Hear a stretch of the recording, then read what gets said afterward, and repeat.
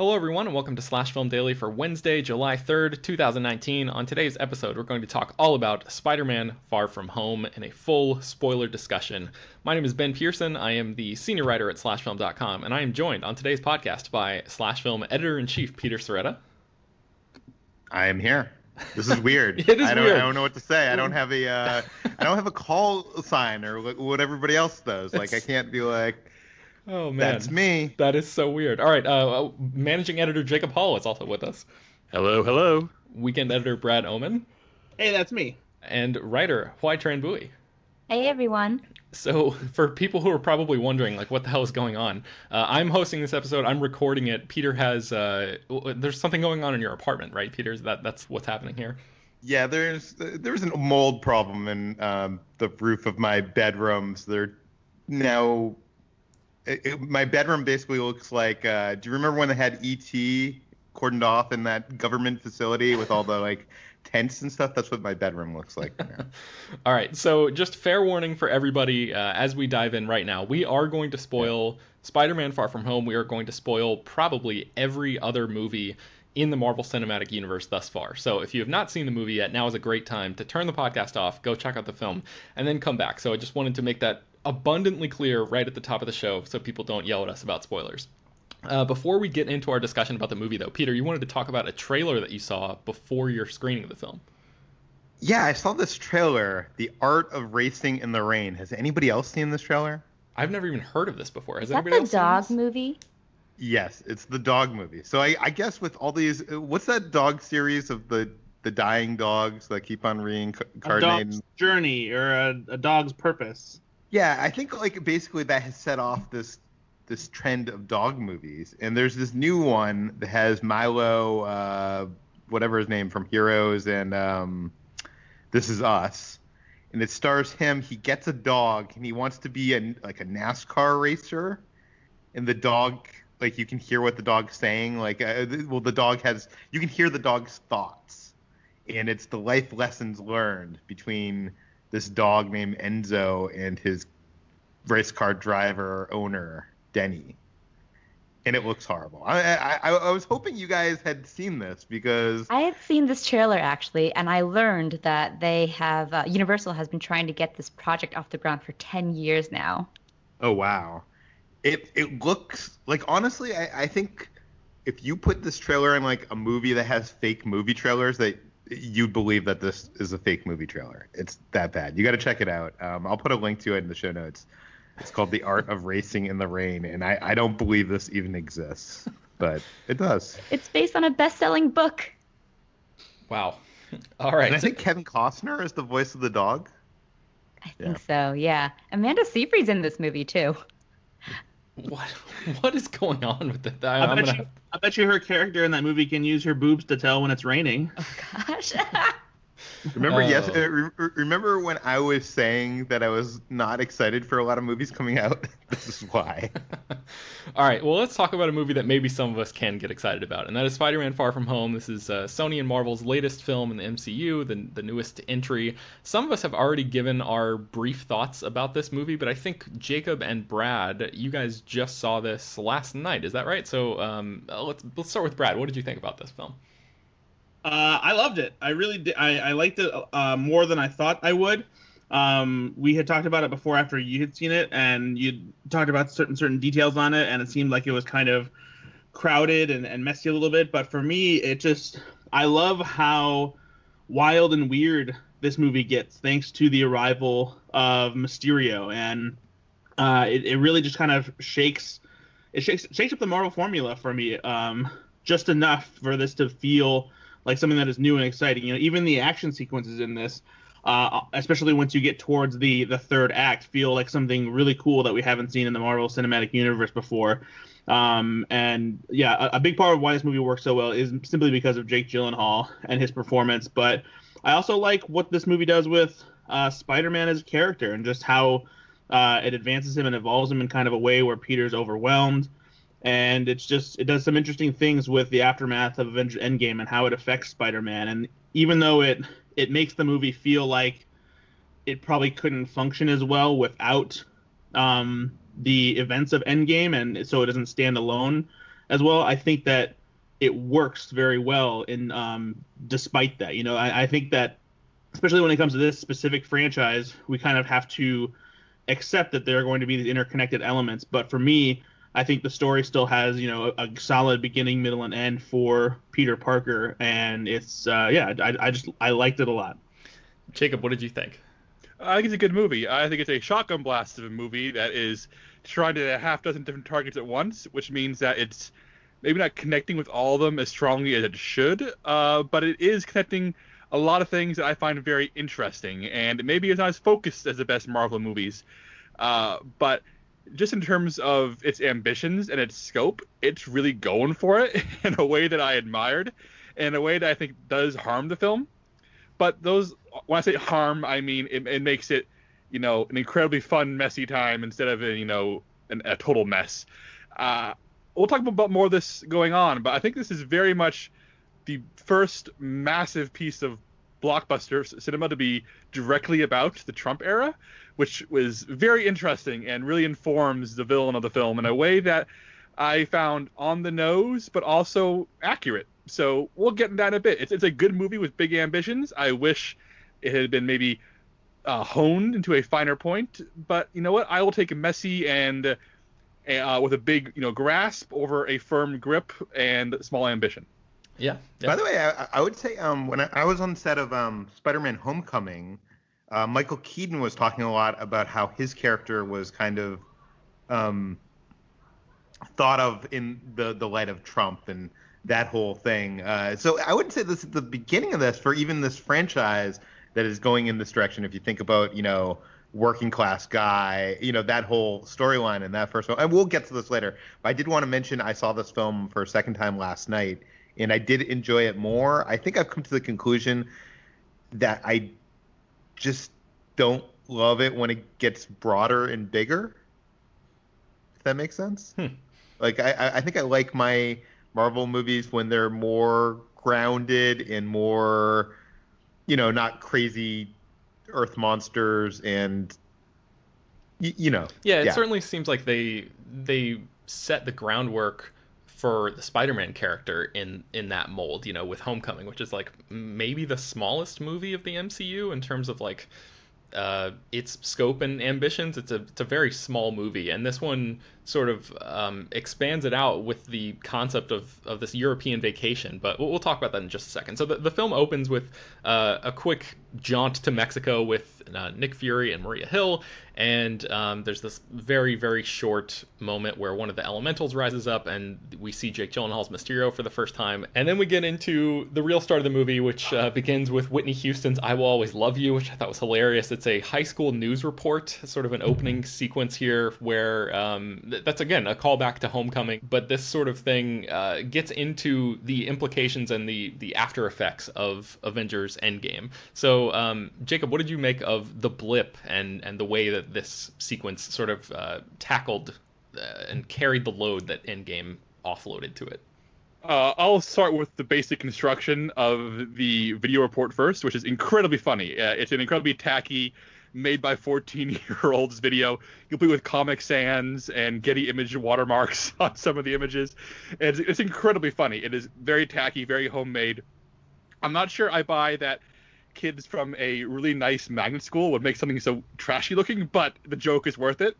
And I think it does a really good job of resetting where we are, establishing what the blip was, having some very funny scenes that show us the aftermath and civilian situations of people reappearing when everything is reversed.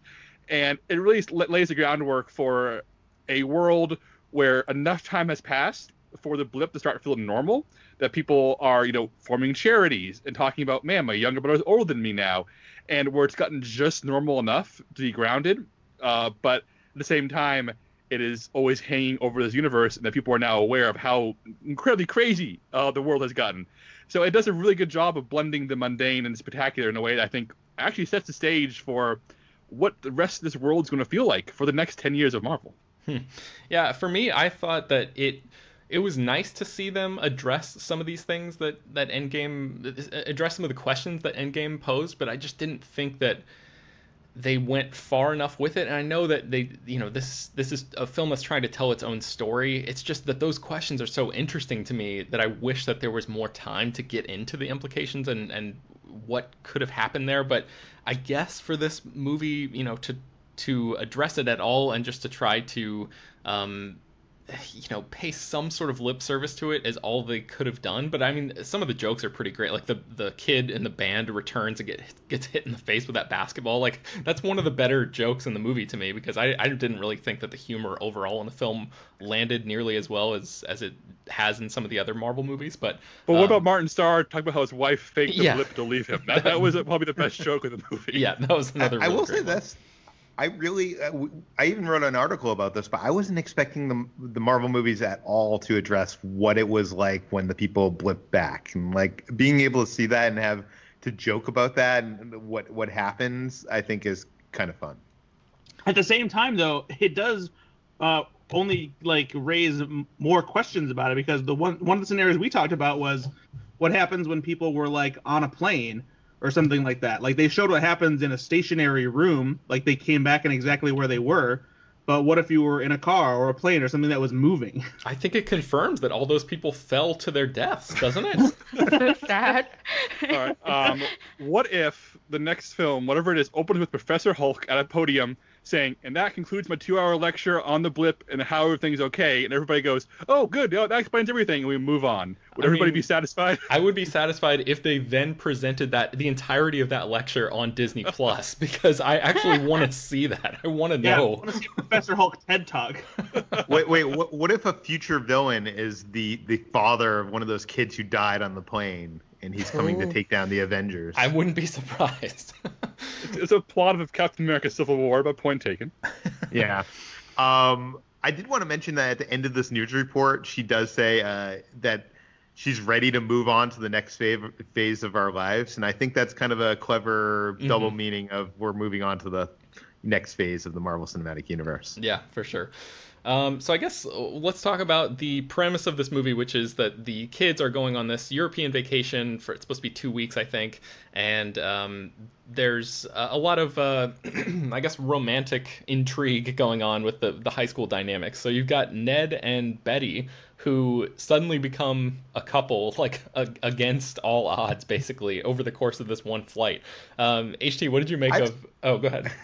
I was gonna say, I think it's hilarious that his whole plan was to be bachelors in Europe, and like the first second of the trip, he becomes, entwined with Betty. Yeah, that's a good joke in the moment. I'm wondering what you guys think about the relationship as it is sustained over the course of this movie, because, spoiler alert, by the end of the film, they are not together anymore. So what do you guys make of this sort of like whirlwind romance between Ned and Betty? HT, let's start with you. I think it's pretty accurate to actual high school relationships, because they can be over within a week sometimes. And I found it really fun. And, a fun little sort of subplot to the movie that almost worked as more of just a recurring joke than anything. And also just to rub it in Peter's face as his love life grew more in shambles. But I like that part a lot and I thought it was just kind of an added teen, like, part of the teen experience that John Watts seems to have a good understanding of. Yeah, I think so too. Anybody else have any comments there? There's an ongoing trend this year. We saw it in Booksmart. You will see it in Good Boys, which opens, I think, this month or next month. And it's here, which is young romance being treated less about, like, horny kids and more about, like, wholesome young people growing up with respect for each other. And even when they break up, still maintaining a level of, you're a human being and you're decent, and I understand this.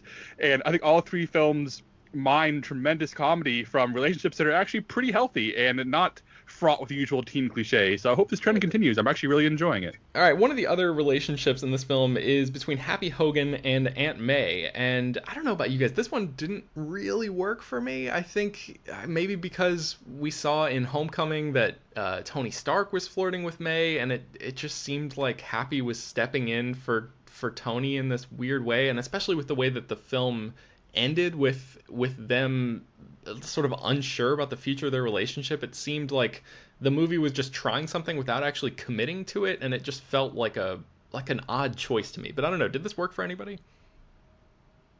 I think it's super cute. I'm not sure if it's like a great ongoing relationship I want to see explored further on, but I do think the two parental figures in Peter Parker's life from different ends, dating, hooking up, or whatever you want to call it, leads for a great teen crisis moment for Peter. So maybe as a relationship it doesn't make much sense, and I actually enjoy the dynamic between all three of these characters. I think Peter interacting with Happy is fun. Peter interacting with May is fun. I don't want to see this explored later on. I don't need them getting married, but I do think that having yet another like personal crisis for Peter tossed into a film full of a half dozen crises is funny in the moment. But no, I hope this is the last of it. Yeah. Yeah, I like the moments that this relationship offered, but I do think it was kind of an excuse to bring Marissa Tomei more into the movie because she doesn't really get much to do other than appear at the beginning and look just chic and fashionable the entire time. And this was just kind of their way of having her check in and like throwing some comedy in. And then the other big romantic relationship is, of course, between Peter and MJ, and he spends most of the movie in this sort of like love triangle situation with this new guy named Brad Davis, who is a younger kid who did not get snapped away in the blip, and who is now like the stud of the school. And what did you guys make of this sort of, I guess, this obstacle for Peter, this romantic obstacle? Because you kind of know that it's not going to end with with Brad and MJ together. But actually, Brad, let's start with you. What did you make of this relationship? Yeah, I mean, this was something that I really enjoyed, and I'm just glad that they kept a lot of the high school stuff that made Homecoming so great. And you really feel for Peter because he's so desperate to make this connection with MJ, and you can see that they have a really cool chemistry. They're both nerdy and quirky, and they have, she has this little dark sense of humor that he, gets, and they just get each other, and they have this great dynamic between them. And introducing somebody like Brad is great because it gives Peter, a foil in his teenage life, just like he has many, as a superhero. And so it's good to see the dichotomy between those two play out, and then also see how just those elements interact with each other, especially when it comes to him almost accidentally killing him with a drone. Yeah. Yeah. Peter, what did you think about the evolution of MJ, the fact that she got some more screen time here, and the way that her relationship played out with Peter Parker over the movie? I mean, I love Peter and MJ. Like, that relationship is the heart of these movies to me, and I wish there was actually more of it. Like, watching this a second time, I'm kind of wondering. I don't know. I hate that I'm being so negative about this movie because I actually really liked it. But MJ doesn't get a whole lot to do in this movie. She's really this kind of goal for Peter. He wants like to get object. with her. An object, and they make a joke of that. Like when he says, you're pretty, and she says, does that mean I have value? But I feel like, in the end, she is smart. She figures out that he is Spider-Man, and I guess she does do some stuff to defend them at the end of the movie, but like I feel like I want her to be more of a part of the movie. Am I wrong, HT? No, you're not wrong at all. I felt the same way. I really love Zendaya's and Tom Holland's chemistry. I could just watch a whole movie of just that. Their awkwardness and their very teenage sort of interactions were just a delight to watch. And I loved especially the kiss. I thought it was one of the sweetest things, and something that was incredibly sincere. And yeah, I feel like she was so good in this role, but very underserved. All right, so let's talk about one of the big ideas of this movie, and that is Tony Stark, who dies at the end of Avengers Endgame, but his legacy looms large over this entire film. And I think I wrote this piece that we'll link to in the show notes about how this movie really closes out phase 3 of the Marvel Cinematic Universe, and one of the ways that it does that is by interrogating Tony Stark's legacy, which I think these Spider-Man movies that Sony has been making and along with Marvel have done an interesting thing here, where they have placed Iron Man into them as a significant character. And Peter, you alluded to it before with Michael Keaton's Vulture and Homecoming, and how that character, that villain, is basically created due to the events of the actions of Tony Stark in a way. And this movie is also, and we'll talk about this film's villain in just a second, but this movie has a similar kind of thing. But Tony's shadow is all over this movie, and Happy Hogan talks about it. HT, I know that you pointed that out in our Slack conversation. So what did you think about the way that Tony is like so integral to this movie, even though he's not actually in it? I do have mixed feelings about how closely tied this Spider-Man is to Tony Stark and Iron Man, but I do think that it is fitting that with the Spider-Man sequel, this being the film after Avengers Endgame, that this is what closes out Tony Stark's legacy, because it really does elevate Iron Man and Tony Stark on a pedestal of sorts, but it makes sense to Peter Parker's character and his arc that his mentor and his idol, passing on the burden of him and choosing him to be his successor, essentially, will play a huge part in his whole identity crisis. And it kind of adds like a fresh take to the whole Spider-Man existential crisis that we've seen before. He always has that conflict of whether he should choose between his personal and his love life or his duties as Spider-Man. And here it's increased. It's the pressure is even more on, because not only is it the duty to be a superhero, but the duty to be Iron Man's heir, to be the next Iron Man, and something that really weighs on him. So I like that, even if I do have mixed feelings, and I feel like this is almost like another Iron Man sequel in a way, because it is all a lot about Iron Man. A lot of the supporting characters are from Iron Man films. Happy Hogan, even Nick Fury and Kobe Smulders. Nick Fury was first introduced in the end credits of Iron Man and appeared in Iron Man 2. And the villain, too, is one that was is very tied to Tony Stark and to Stark Industries, and is kind of an echo of the Iron Man 3 villain played by Guy Pearce. Or is he like an Aldrich Killian kind of guy as well? Because I haven't really thought about that. I thought about Jake Gyllenhaal's Mysterio in terms of Ben Kingsley's what was that character's name? What is that? Mandarin. The Mandarin, yeah. But HT's right. I think there's a he's lot like of both. Yeah, that's Yeah. interesting. I was going to say that I think there's a lot of parallels to Iron Man 3, because you have that, and you have the big twist of this film, and you also have, putting Peter in a situation where he doesn't have, he's in the dark. He has that like shadow suit. I feel like there's a lot of inspiration there from Iron Man 3. Yeah, and I felt like in a lot of ways it was re-interrogating the storyline of Iron Man 3 and kind of repurposing it. Yeah. All right, so we've danced around it enough. Let's get into the actual, or one of the twists in this movie, and that is that Jake Gyllenhaal's Mysterio is not who he claims to be. So there's this idea of multiverses that gets introduced, and there was a lot of discussion about this. We wrote a couple articles about this before this movie came out. Like, wow, this is an interesting direction for the Marvel Cinematic Universe to take by introducing the concept of different Earths, and what sort of implications could that have? And of course, it's revealed in this movie that all of that is nonsense, and it's basically just made up by Mysterio. Jacob, I know that you're a fan of the comics, and I'm just curious what you thought about Mysterio in this movie, and how this film sort of plays with those ideas. I do think some people are going to be disappointed that there is a multiverse villain in this movie. I was not, because I was expecting Mysterio to be full of crap, and he is. And he's gloriously full of crap, because Jake Gyllenhaal rules in this movie. He is one of my favorite MCU villains, and I think they realized Mysterio so well in a really 2019 way.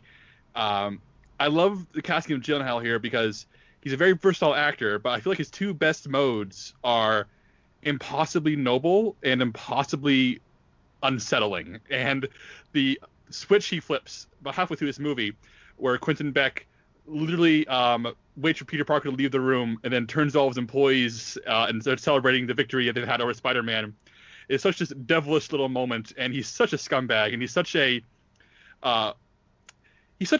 mercilessly unlikable guy, and that's what I love about him. Sometimes we need villains who have motivation to understand motivations that are tragic. But Tony Stark fired Quentin Beck because he's a lunatic and a dangerous guy. And we had to understand that pretty quickly when we realized the show he's been putting on. And Gyllenhaal is clearly having fun, and by the end of the movie, he's strutting around in a mocap suit, controlling things from afar. I mean, we have our spoiler review on the site by Josh Meyer goes into this in great detail, but it is very much a Trump analog, a guy who's trying to manufacture news to control the masses. And I found it to be maybe a little bit messy in its delivery of trying to be about a dozen different things at once. But I admire the nerve, and Gyllenhaal goes with it with gusto. And I just love the entire take of Mysterio being this spurned asshole, and which, you know, I didn't need Mysterio to have an actual reason for us to be on his side or see his point of view. I just wanted a good reason for Spider-Man to punch him in the face, and Jake Gyllenhaal supplies somebody so very punchable. HT, you love Jake Gyllenhaal. What do you think? I love Jake Gyllenhaal, and I love when he is unleashed and goes manic, like he does in roles like Nightcrawler, like Okja, and this is very much him dipping into that type of role and that type of niche, and he is just so manic and so petty. I love that he's basically just a petty bitch in this, and which is the best way to describe Mysterio. He doesn't have, you know, a tragic backstory or any actual good reason for unleashing this dastardly plan. He just is horrible, and I love that. He, Jake Gyllenhaal, yeah, like you said, Jacob, he is able to like juggle those two personas so well, and it's always unnerving in each way that he does it. When he plays that noble-browed hero, he still is a little bit unsettling, but you can't put your finger on why. But then when he switches gears and goes into the full-fledged manic villain, then he still is like very unnerving. And I love that he is able to bring that to a big-budget blockbuster movie and not just do it in character actor roles that he's done before. Yeah. Peter, what did you think? Oh, go ahead. I wanted to say, I know Marvel was heavily criticized in the first two phases for like their villains, and I feel like in this last phase they've kind of, you know, taken it up to the criticism and actually elevating these villains, even though, like, you know, Jake Gyllenhaal doesn't have like the motives of, you know, maybe like the villains from Black Panther or whatnot. Like, it's just, I feel like they've done such a good job with the villains now. I'm just wondering, was anyone not expecting this twist? Because I feel like, you know, Mysterio in the comics is traditionally, you know, a guy that uses these illusions to fool people. So, I mean, if you know the comics, you already know this twist. And even if you don't know the comics, if you look at the like posters and the advertising, they're not advertising any real villains. They show like these elementals a little bit, but I feel like going in, even if I was like a non-comic savvy moviegoer, I would be like expecting when in this movie is there going to be the twist where it's revealed that Mysterio is involved in this. Yeah, I mean, it's the same kind of thing though with Guardians of the Galaxy Volume 2. You know, you never saw any clear villain in the marketing or anything like that on how it was presented, and so you're kind of left to assume that, you know, Ego was going to turn out to be the villain, even though he's Star-Lord's dad. And so some people probably figure it out a little bit later in the game. But yeah, it's I don't think it's necessarily meant to be, you know, the biggest twist. Yeah, Brad, what did you think about that, though? Like, even, you know, because I also knew the comic book history of Mysterio, but I found the twist to be interesting in the way that they, you know, not in the fact that he ended up being bad, but in the way that, in the reasoning behind it, and the fact that, you know, that he was connected to Tony in this interesting way that I wasn't expecting. But what did you make of Mysterio's turn there? No, I like that a lot, actually. I do. I like the idea of tying him into Tony's history and giving him an axe to grind against him, and him trying to, you know, turn himself into this hero that he feels like he wasn't allowed to be because, you know, he was fired from Stark Industries and his tech was turned into, you know, kind of a joke. I think my only problem with the execution of it is, even as fun as it is to watch Gyllenhaal excitedly spout all of that exposition in the fake bar that he created with the hologram and everything, it almost requires too much of him talking to explain all of the bits and pieces and running through his, you know, roster of people who have helped him with technology and stuff. But the one thing that I did like is how once you find out that all this stuff is an illusion and everything, is seeing how they prepare all this stuff. The whole thing where they're going through that rehearsal for the next attack, and like they're testing out the damage that the guns from the drones do, and they're running through it with Peter Billingsley doing the effects and setting up the hologram and everything, and like Jake Gyllenhaal's just acting like this spoiled theater director, talking about all these details, and he's trying to beef up the damage. And then even in the third act climax, I love the thing, and this is totally like what HC's talking about with him just being this petty bitch, is when he's putting on this act like he's fighting this hologram. Meanwhile, he's trying to tell the woman who created his the costume that's for the cameras, like the cape needs to be steamed so that's not wrinkly because he might meet the queen. And then he cuts back, to executing all of the cues for the different drones, to acting like he's struggling and in a really big fight when he's talking to Nick Fury. And it's just great to see Gyllenhaal go back and forth through all these different motions when he's, trying to put on the show. Yeah, he's really dialing it up to 11 for sure in this movie, and I loved his performance in this film. I love the Barf retcon. I almost wonder like if that stuff was put in there knowing that they eventually had to get to Mysterio, because like it seems so perfectly set up, even though I'm pretty sure it's a retcon. Yeah, it feels pretty tacked on because of, especially when they show like the quick cut to him standing off to the side of the stage, Mm-hmm. For sure. But what I'm saying is like what was that technology being built for? Like I feel like they didn't just introduce it for that one scene in, what was that, Infinity War? Civil War, I think. Civil War. Yeah. I feel like it didn't really come into play later on. I remember in the opening scene, but it didn't quite come back up, except to act as that emotional sort of centerpiece. Yeah. And by the way, can we talk about Peter Billingsley? This is the character who appeared in Iron Man because he was a producer, I think, of Jon Favreau's. And if anybody listening out there, I'm sure everybody on this podcast recording knows who he is. But this guy who is getting yelled at by Obadiah Stane. Many people might not know this, so I'm gonna put the question out there. I'm gonna give you guys 5 seconds at home to tell me who Peter Billingsley is, because he's in a movie that you've probably seen dozens of times. He's the star of a movie that you've seen dozens of times. So I'll give you 5 seconds. 4, 3. He was Ralphie in A Christmas Story.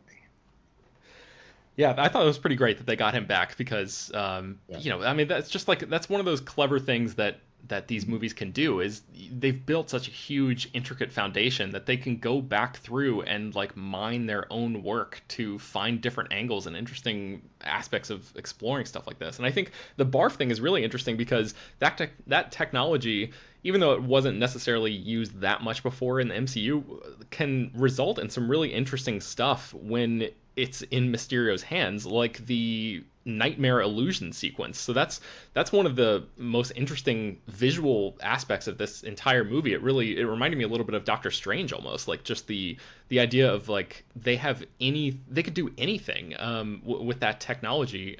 Jacob, what did you think about that nightmare sequence? Yeah, I thought about Doctor Strange, but I also thought about a Batman villain. I thought about Scarecrow and his fear gas, and how this is probably the best Scarecrow sequence ever put in a superhero movie. It's not even Scarecrow or Batman, it's Spider-Man and Mysterio. And that whole sequence where Mysterio traps Spider-Man in a virtual space and torments him with visuals and tricks him and brings him in and out of reality or fake realities within fake realities is really unnerving and really exciting and terrifying. And it really feeds into...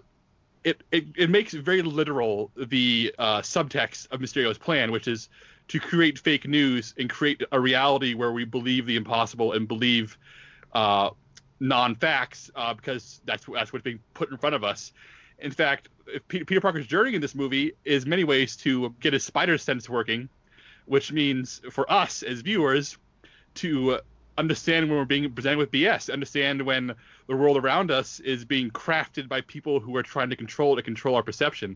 So Mysterio, we can talk all day about him being, a Trump-era villain, which he very clearly is, but I think these visuals, in addition to being genuinely arresting and being like frightening in a way that they need to be in order to really emotionally and mentally take down someone as powerful as Spider-Man.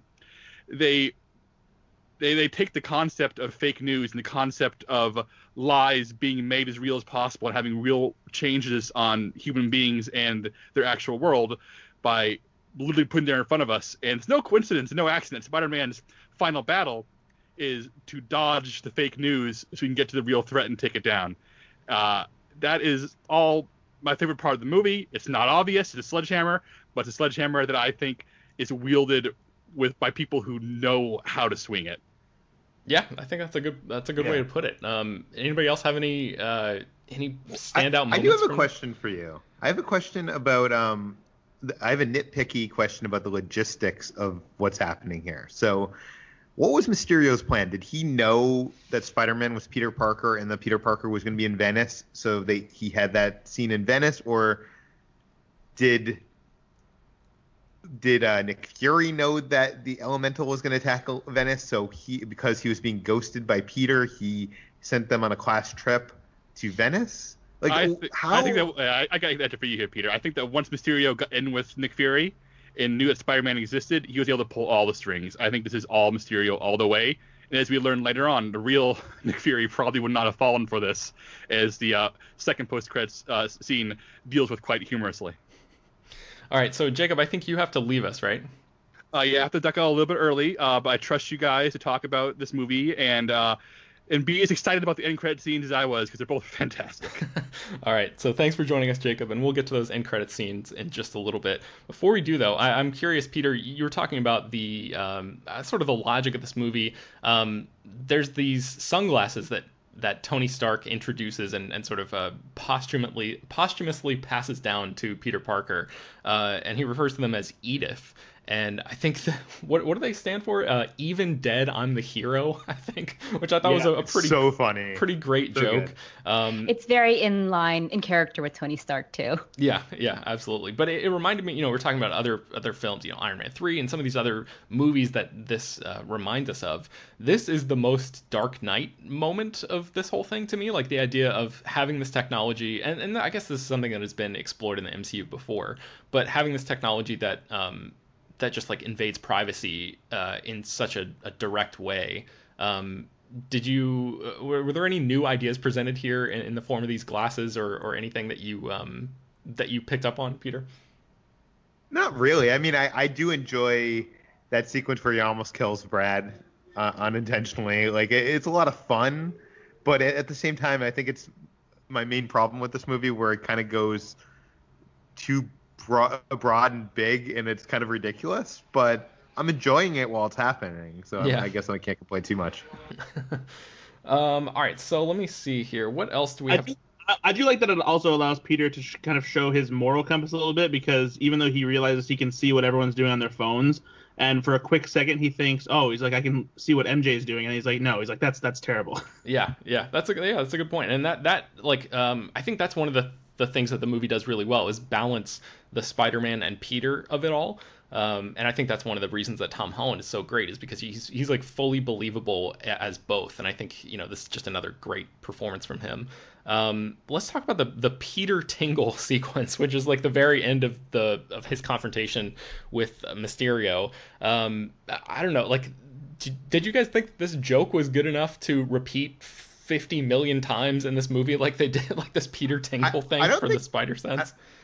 I don't think the joke was good enough, but I think that payoff of the Peter Tingle sequence was good enough, like, for all that, like, nightmare sequence, and like, I don't know, it was just such a great visualization of putting us in the point of view of Spider-Man having that Spidey sense. Like, there's really no way of doing that visually as you can do in, like, the comics. Mm-hmm. Like, it's kind of a feeling, and I feel like this was the best way to visualize it. I thought it was a really cool sequence. HT Brad, what did you guys think about the way that this was visualized, maybe like in comparison to the way that it's been done in previous Spider-Man films? I think it was really effective. And yeah, I think that the Peter Tingle joke was hit over the head too many times, but the payoff of that sequence, like all the other mysterious sequences, was very visually inventive, and I enjoyed that a lot. Yeah. What about you, Brad? Yeah, no, I'm right there too. That sequence, and then the combination of that with the nightmare sequence, that was the first time I felt like this version of Spider-Man really tapped into the more artistic side of what we see in comic books and on pages.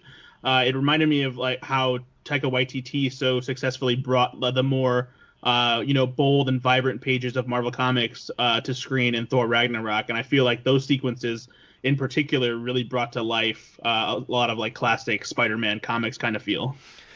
Actually, this sequence too, it made me wonder if John Watson and the team behind Far From Home took some inspiration maybe from Spider-Man Into the Spider-Verse and how it dealt and played so inventively with the visual form. And I think that maybe they were inspired perhaps to do something a little different. Yeah, interesting.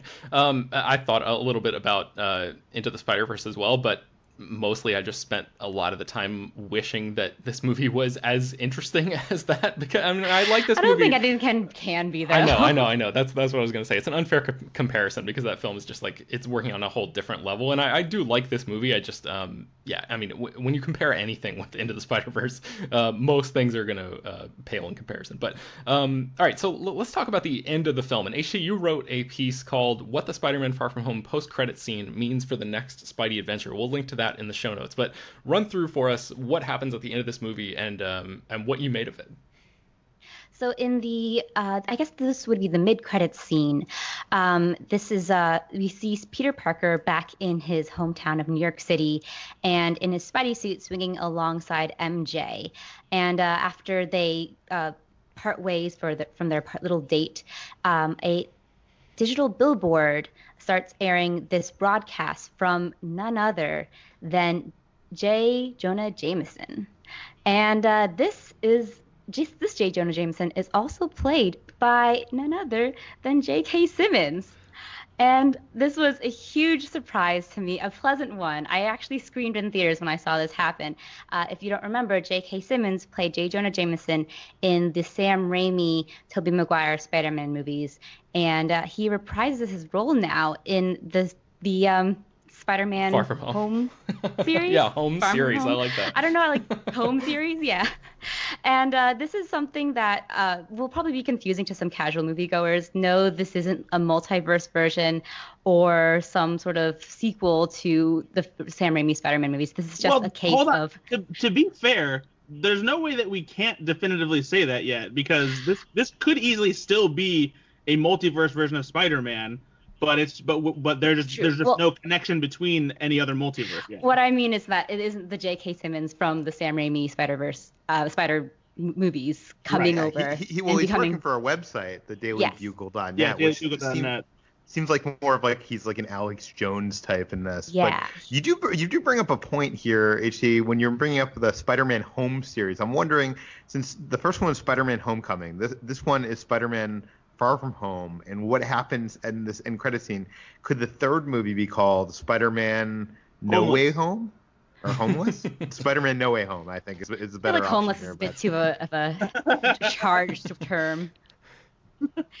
But yes, so J.K. Simmons, or as J. Jonah Jameson, appears on this digital billboard with a video clip from Mysterio, who in his final act had sent a message claiming that Spider-Man had attacked him for no reason and that he was responsible for the drones that wreaked havoc on London and essentially killed Mysterio. So this frames Spider-Man as the villain. And in his final act, he also reveals that Peter Parker is Spider-Man. And it's a huge, shocking moment. And like you said, J. Jonah Jameson is now a sort of conspiracy like an website, Alex Jones type for the dailybugle.net, no longer a newspaper man, but this fits his character quite a bit, a very blustering sort of spokesperson. So this is the big end credits twist that feels like it was almost more significant than a lot of what happened in the movie. Yeah, that's the thing about this film. I think like you could make the case that its mid-credits and post-credits scenes are the most important things that happen in the film. But before we get to those, Peter and Brad, I want to hear what you guys thought when you first saw J. Jonah Jameson or J.K. Simmons rather back on the screen. Yeah, I mean this is just awesome. It's for the longest time, people had been talking about who is going to be better than J.K. Simmons at playing J. Jonah Jameson. His portrayal as the character in the Sam Raimi movies was perfect, and it was hard to imagine anybody else taking that role. And so I think Marvel made a pretty smart decision bringing him back, if only for the fan service. I think it will result in maybe some confusion for people who aren't entirely familiar with that, and people thinking, well, wait a minute, does this mean Tobey Maguire Spider-Man existed before this? And but I love the idea of having him in the MCU now, and especially him being sort of a foil for this younger Peter Parker, a Peter Parker who is much more of a wise ass than even Tobey Maguire's Spider-Man was. I think it'll be interesting to see how those two, interact with each other from here on out. By the way, speaking of wise ass, that scene in the the bank robbery scene or whatever that was in the trailers wasn't in the movie itself. Yeah. One where he's talking to John Watts had talked about that elsewhere. I posted about this in the superhero bits, or either earlier this week or late last week or something like that. And it was just one of those things where he said they cut it because it kind of interrupted the flow of the movie and it didn't really do anything to progress the story much. Yeah, I love J.K. Simmons, and I want more of him as J. Jonah Jameson, but I feel like this is going to confuse some people. Maybe I'm underestimating audiences, but I wanted to ask you guys, is there a Marvel Cinematic Universe movie that has two end credit scenes that are as story changing than these two? I feel like usually it's one maybe thing that changes the future of the MCU and then one joke, but this had two really powerful end credit sequences. Yeah, it's a good question. I can't think of one off the top of my head. The first thing that comes to mind is Thor: The Dark World, where it shows Thor and Jane Foster reuniting in the post-credits sequence, which is you're gonna, that seems like something that should have happened before the credits came up, because if audiences just walked out of the theater, they would have missed the reunion of the two romantic leads in the film. So that seemed pretty important at the time, but obviously pales in comparison to anything like this, where it's universe-altering implications basically. Yeah. The closest and I that could also think had the of... setup of. I was gonna say that also had the setup of the Guardians of the Galaxy, them putting I think the stone in with the collector. I think. Mm-hmm. Yeah. Right. Yeah. The closest I could think of is the Ant-Man and the Wasp ending credits, in which Scott is stuck inside the quantum realm while everyone else gets dusted. Yeah, even that though, that's only one. Yeah, I think you're right, Peter. Right. There's also the wasn't the post-credit scene for what was I don't remember which movie it was, but there's the post-credit scene where Captain Marvel. Oh, what? Sorry. No, I don't know if you're thinking about the same one I was. No, Go it's ahead. The one with Cap and Falcon when they have the Winter Soldier held up in that. Yeah, that vice. may have been on the original Ant-Man, I think. Yeah, and they hint at getting Ant-Man into the fray for Civil War. Oh, and I just remembered the Captain Marvel end credit sequence where the Avengers meet Captain Marvel for the first time, and then in Avengers Endgame, she already knows them. Yeah. But I feel like the other one is just the cat on Fury's desk. So I feel like usually it's one big one and then one joke one, and this one, this is partially a joke. It's still kind of a joke one, but it does reveal something that requires much more explanation in the future. So let's talk about the future. What do you guys think that this means for the future of the MCU? Peter, I think Peter Sciretta, you wrote in our notes here, does this mean that this is the end of secret identities? I think Peter Parker was the only one who was actively trying to hide his identity from the world, and now that it's been broadcast by Mysterio and Jameson, that seems to be, the cat is out of the bag there. So, this is a life-changing, life-altering moment for Peter Parker. I don't know. This is a big deal. What do you guys think about this? I think it's a big deal, and it also kind of changes the DNA of Spider-Man as a superhero. His whole conceit is that he has that hidden identity, and he's always struggling between his dual identities and his two lives.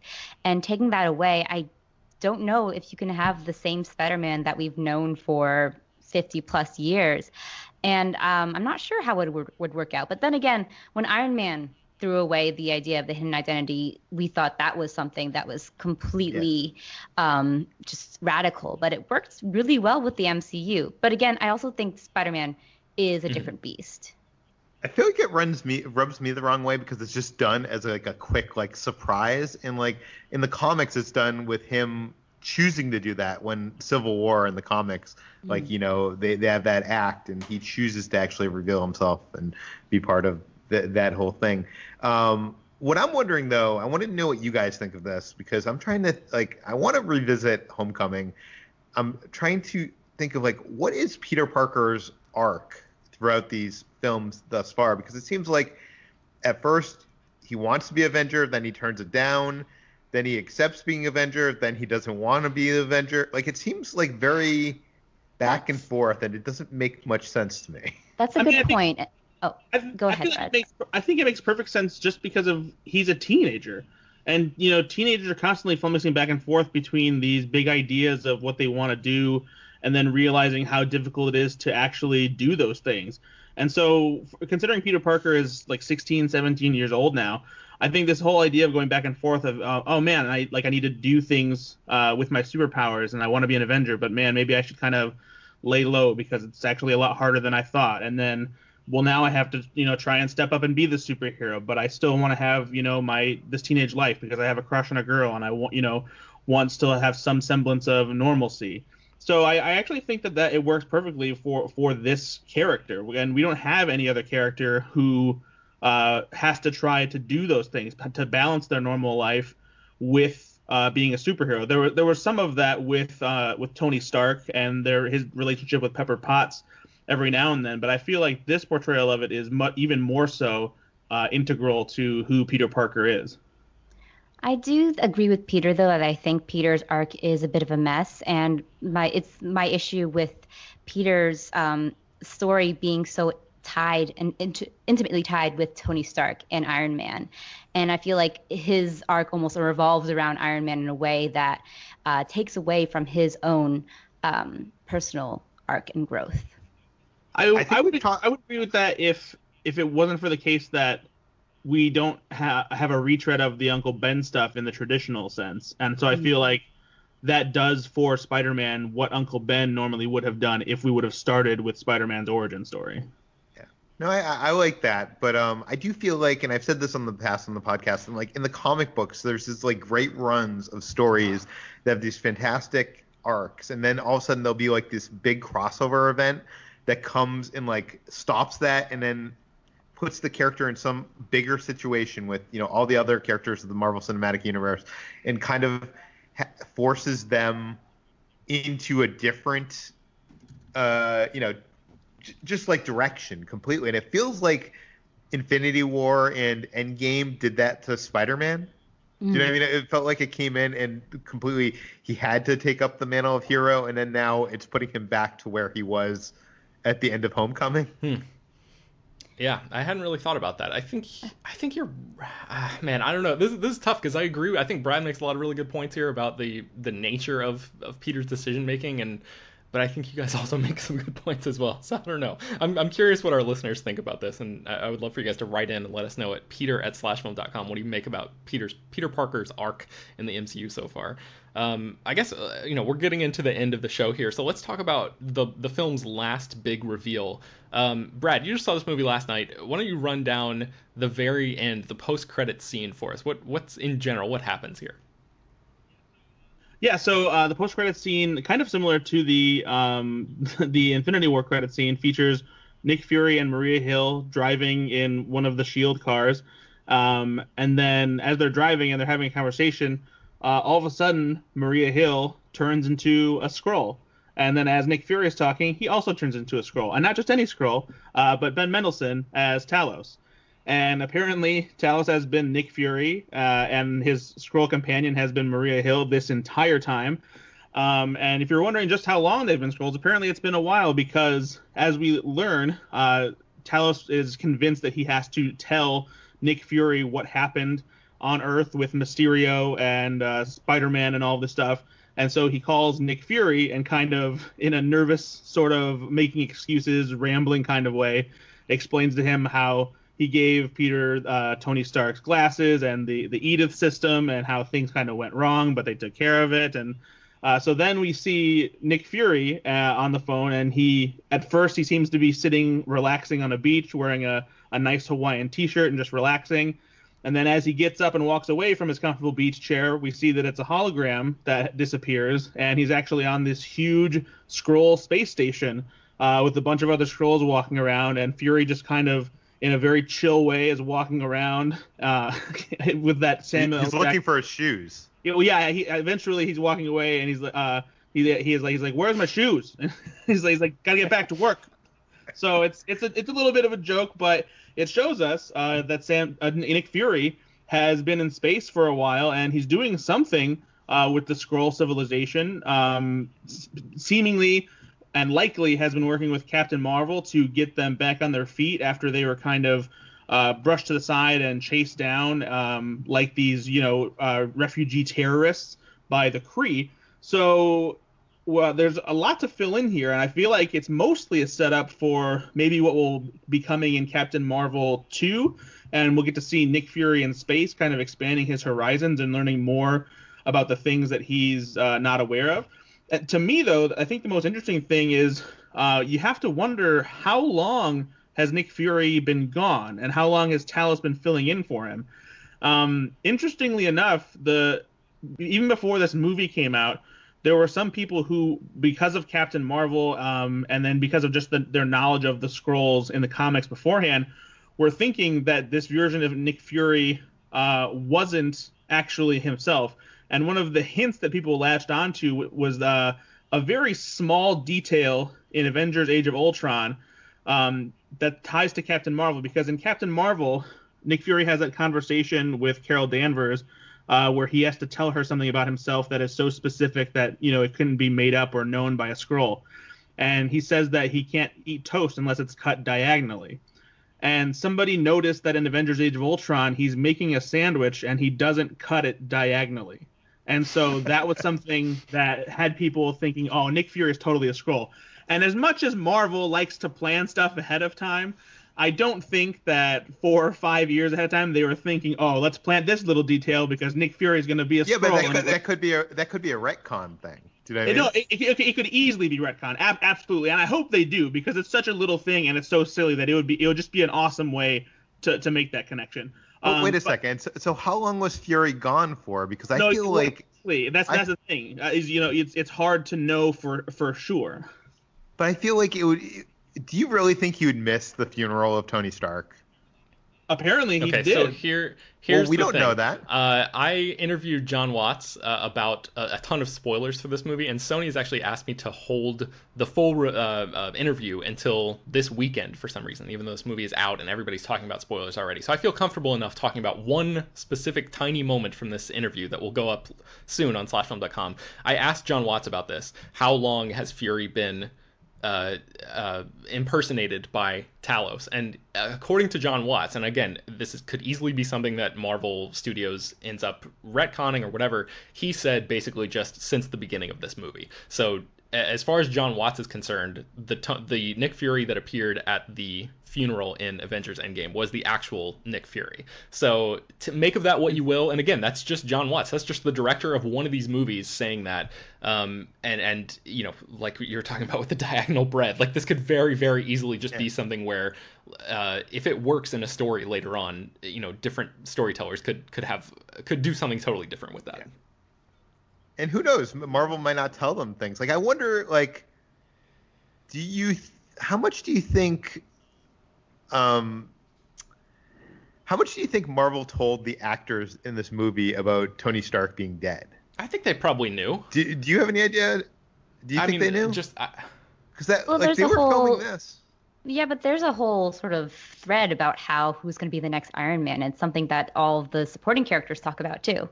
But a lot of people don't say it. Like when Ned says it, his face is hidden behind he's on an airplane, and his face is hidden behind the airplane, and that could easily be ADR later.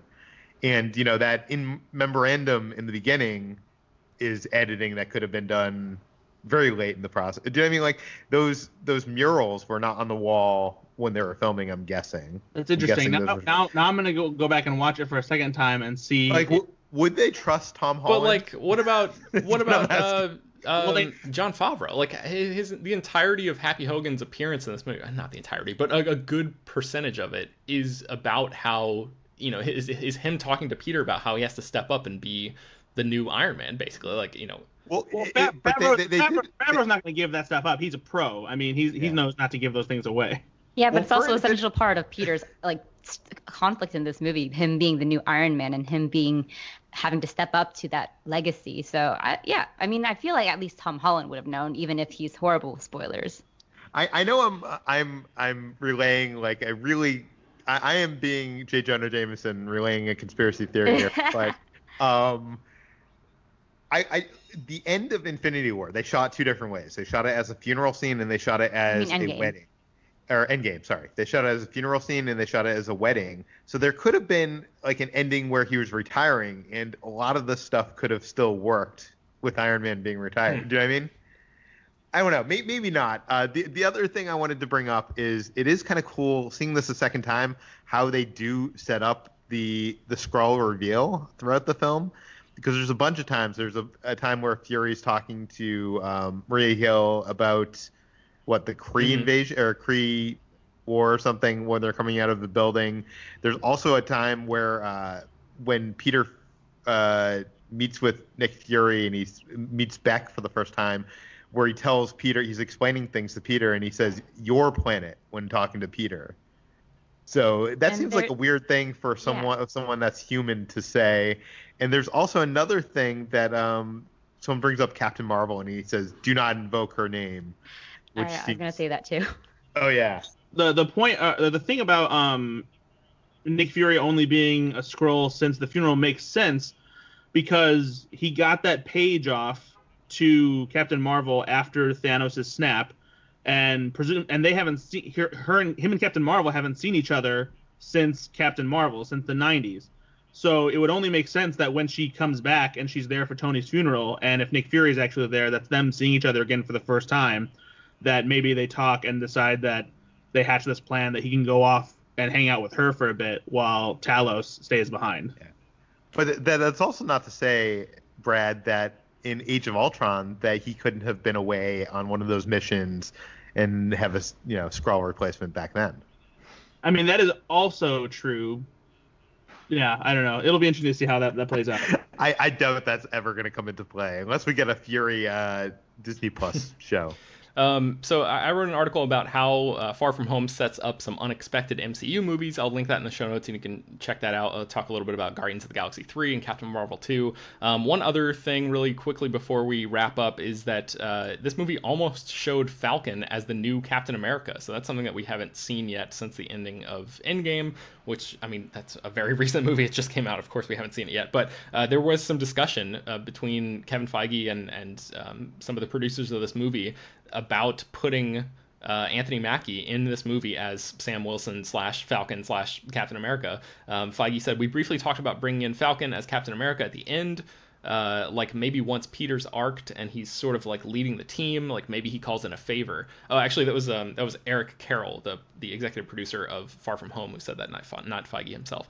He said, "But we also thought it was really important to the arc of this movie that there not be other Avengers available to Nick Fury or Peter, so he'd have to step up and do it himself." So that makes sense to me. But yeah, that would have been, I mean, again, for a movie that the most consequential things in it happen so late in its runtime, for them to also introduce the first appearance of Anthony Mackie as Captain America in this movie, I feel like would have just tipped it, so heavily in the back half of it, that it may not have been able to even stand on its own at that point. Like it's just bringing in extra elements. So yeah, I do want to say one thing with this movie, and Ben, you said this first in the Slack channel, so I'm really just I'm stealing from you here, but this whole movie for me, like, I was frustrated at times. Like, I was frustrated with these elementals and being like, this is stupid, these big monsters, and like, oh, it's all illusion. They explained it. And then, Nick Fury would never fall for this. This is so stupid. Like, oh, he's not Nick Fury. Do you know what I mean? Like, so it's like it satisfies everything, but it satisfies the logic and it explains everything, and everything is fine. But a lot of my first experience with this movie was sitting there being frustrated with what was going on, and then later it being it's explained. like a retcon within the same movie. And for me, I don't know, that left me, I think that's a big part of the reason why I didn't come out of this movie on a high, was because thinking about it beyond just the surprise excitement of what happens in the post-credit sequences, I just found myself, yes, it technically answers those questions, but I don't know, for me it just didn't necessarily do that in a way that is as satisfying as I often find the Marvel movies to be. Does that, HT, Brad, do you guys, does that resonate with you at all? Do you understand where I'm coming from there? It's like leaving you sort of wanting for more. Yeah, a little bit, and just like, I don't know, it did leave me wanting more, but it gave me what I wanted, but just in a way that I didn't fully appreciate. Unsatisfactory. I don't know, Brad. Okay. I don't know. What do you think about that? No, I don't. I don't know. I disagree. I think that I feel like that works in its favor, because, like, if anything, it kind of helps sweep the rug out from you even more, where you feel like you're like, well, this doesn't make sense, and then it's like, oh wait, it does all make sense, So. Okay. I would be really irritated if they didn't explain it, but I wish there was a way I wasn't asking that question during the course of the movie. Yeah, I don't know how that would be possible, but yeah. Yeah, I don't know. Even though I was sure that Mysterio, was creating illusions and stuff like that, I still had some skepticism about how things were working anyway, that needed to be explained, so that I was satisfied with it, because I was watching this unfold, and I'm like, okay, well, none of this is real. I was like, but how are they damaging buildings, and how are they doing all this stuff, and how are they actually making real things move? And then it's like, oh, okay, there's actually a reasonable explanation. Yeah, that's the other for thing that. too. The use of drones to actually inflict real damage. It just seemed like that was like an all-purpose kind of thing. Like, I don't know if there's any technology out there, and of course this is a superhero movie, they can invent whatever the technology they want, but I don't know if I bought that fully as like a thing that works in such perfect harmony, that it would work in that way. And I don't know, I guess I just yeah. I do get what you're saying, because while I kind of could buy it for the big attacks, the one nightmare sequence, while very cool and one of the most visually arresting parts of the film, didn't quite make sense to me in terms of like how the physical space worked and how he was able to make some punches like literally land versus like walls disappear. Yeah, and he was sort of like in this warehouse environment. I want to see the outside version. Yeah, I was gonna say, I want to see the outside version of that, where we're seeing from a third person what's happening to Peter during that whole nightmare sequence. Yeah. Anyway, I don't know. I had some problems with it, but not enough for me to like hate the movie by any means. I still enjoyed it. I think I stand by like my B- overall. But it sounds like all of our mileage varied across the spectrum here. But I guess before we fully wrap up, does anybody else have anything else that you wanted to spotlight? Now is probably the last time that we're going to do like a full in-depth spoiler discussion. So any other specific lines or moments or aspects of the film that we haven't talked about yet? No, I really like this movie, despite me bringing up all these nitpicks. I mean, that's kind of like what this episode is for, So yeah. Yeah. And anybody else? HT, Brad, anything? I think we covered a lot of it. I think we did. Okay. Can we talk about Spider-Man doing selfies while slinging through the New York skyline? That was kind of cool. That was cute. It was very reminiscent of the PS4 game. Man, I just played that game again for the first time since I reviewed it last year and went all the way through it, and it's so much fun. Brad, you have that game, right? You've been playing with it a little bit? Yeah, I haven't beaten it yet. I think I'm around 60-some% through the game. I think the last part that I was playing was I was fighting Mr. Negative Oh, on the man. train. That game is so great. If you guys have a PlayStation 4, if you're listening to this and you don't have that game, I would highly, highly recommend it. It's like one of my favorite video games of all time. So, There's one thing I was interested in. This is just kind of a small. I'm sure it's just an Easter egg thing, but there were a couple other suits that you could see when Spider-Man was building his new suit. In the holographic interface that he was using on that lab that was on the jet that is now blown up.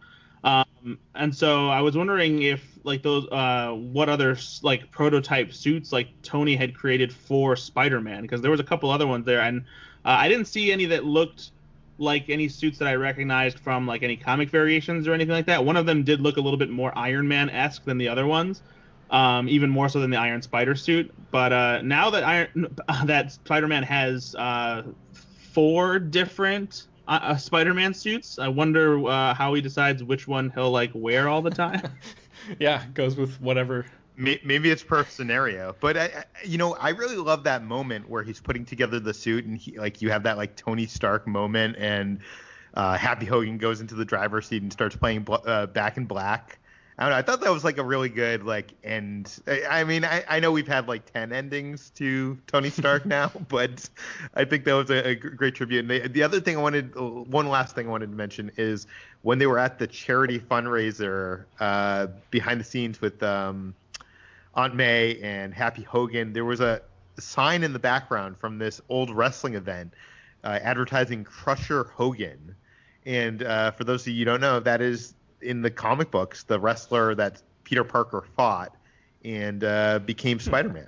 So there is a little Easter egg in the background of that scene if you want to see it again. All right, so I think that's going to bring us to the end of today's episode of Slash Film Daily. I believe we're going to take tomorrow off because of the 4th of July, but we do have a special midsummer-themed spoiler discussion coming to you on Friday, so stay tuned for that while you're out enjoying the holiday. Be sure to refresh your podcast feeds, and you'll hear me and HT and Chris and Jacob talk about that and a bunch of interviews and stuff from that film as well. So there's a good conversation coming your way. We hope that everybody has a great 4th of July. And yes, that's going to do it for today's Slash Film Daily. So you can find more about all of the stories that we mentioned on today's show. We have a bunch of Spider-Man Far From Home coverage coming to you, that's already on the site right now, and a bunch of stuff that's still planned to be scheduled and published over the next couple days. So stay tuned for that. We will link the things that we talked about in the show notes of today's episode. And the podcast is published every weekday, bringing the most exciting news from the world of movies and TV, as well as deeper dives into the great features you can find on the site. You can subscribe to the show on iTunes, Google Podcasts, Overcast, Spotify, all the popular podcast apps. Please send your feedback, questions, comments, and concerns to us at peter@slashfilm.com, and make sure to leave your name and general geographic location in case we mention your email on the air. Also, don't forget to rate and review the podcast on iTunes. I know I say that all the time. It really, really, really does help us out a lot in terms of visibility and stuff like that. Tell your friends about the show. Spread the word. Thanks for listening. Happy 4th of July, and we will talk to you guys on Friday.